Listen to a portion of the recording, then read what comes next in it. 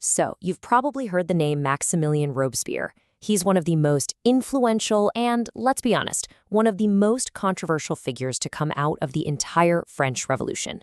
All right, let's dive in and really unpack his story. Okay, check this out. On one side, you've got this young, idealistic lawyer, a real champion for the people. And on the other, his fate, executed by guillotine just a handful of years later. So how on earth did that happen? How does a man with such high ideals end up meeting such a brutal, bloody end? Well, that right there is the Robespierre paradox.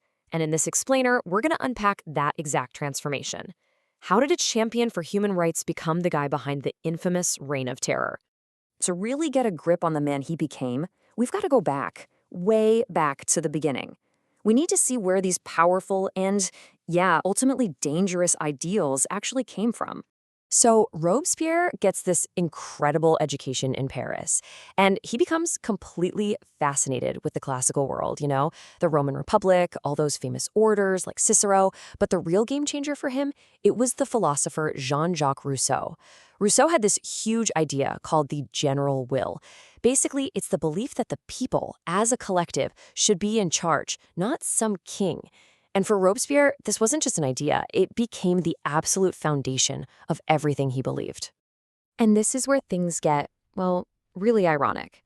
As a young judge, believe it or not, Robespierre was so against the death penalty that he actually quit his job rather than sentence someone to death. Seriously. Now, you're going to want to remember that little detail because, oh boy, does it become important later. And that wasn't it either. I mean, in the early days of the revolution, this guy was a seriously radical voice. He's out there fighting for every man to have their right to vote, for an end to the slave trade, for equal rights for Protestants, Jews, people of African descent. I mean, by any standard, he was a true champion for the marginalized. Now, this wasn't just talk. This kind of powerful idealism, it shot him like a rocket right into the very center of the action, right into the heart of revolutionary Paris. And he found the perfect place to shine, the Jacobin Club. Think of it as a hub for the most radical revolutionaries. And it was there that his fiery, no-compromise speeches about equality and virtue, well, they found a very, very loyal following. And get this, the guy's work ethic was just off the charts. In 1 year, 1791, he gave 328 speeches. 328. That tells you everything you need to know about his drive and just how fast his influence was exploding. His message, which he pulled straight from Rousseau, was as simple as it was radical. Ultimate power, or sovereignty, doesn't belong to some king in a palace. Nope, it belongs to every single citizen. That was it. That was the core of everything.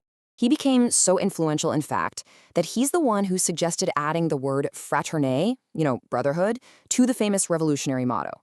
Liberté, égalité, fraternité.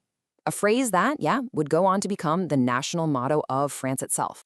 So because of all this, people at the time, even the ones who disagreed with him, they saw him as this man of unshakable principle.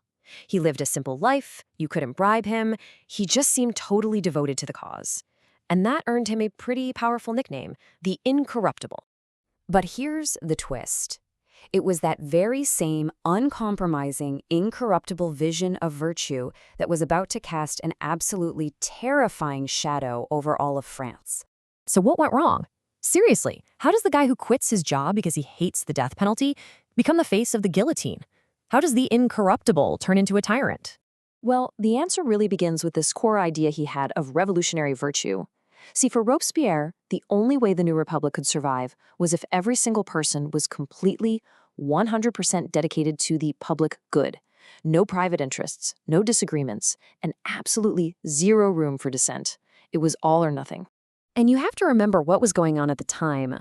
The young French Republic was in total chaos. I mean, it's being attacked from the outside by other countries, it's losing wars, and it's being ripped apart by rebellions from within. The whole revolution was teetering on the edge of collapse. So in this pressure cooker of fear and crisis, Robespierre's thinking takes a really dark turn. He starts arguing that to protect liberty, the Republic has to use terror against its enemies. And terror, he claimed, was just another word for justice, swift, harsh, unbending justice. In his mind, terror was actually a part of virtue. Yeah. And that horrifying logic, it spiraled out of control so fast, it created this machine of death that would, in the end, turn around and consume the very man who built it. The reign of terror just kept escalating, and the definition of an enemy of the revolution just kept getting broader and broader. Pretty soon, Robespierre's own allies started looking over their shoulders, terrified they'd be next. They started accusing him of being a tyrant, of trying to become a dictator. And when the end came, it was shockingly fast. On July 27, 1794, his enemies in the government finally turned on him, shouting him down and ordering his arrest. And the very next day, with no trial, Maximilien Robespierre was sent to the guillotine.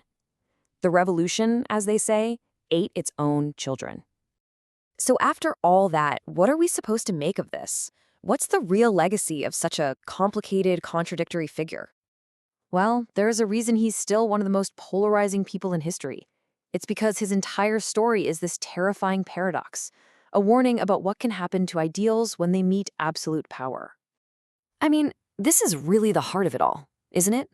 The very same person who championed the rights of man, who fought for universal suffrage and the end of slavery, is also the person who unleashed state-sponsored terror, mass executions, and the whole reign of terror. He pushed the ideals of human rights forward, while at the same time creating the playbook for modern tyranny in order to protect them. And that's why this isn't just a story from the history books. It forces us, even today, to ask a really timeless and uncomfortable question. When do noble ideals become dangerous? At what point does the passionate pursuit of a better world turn into something truly terrifying?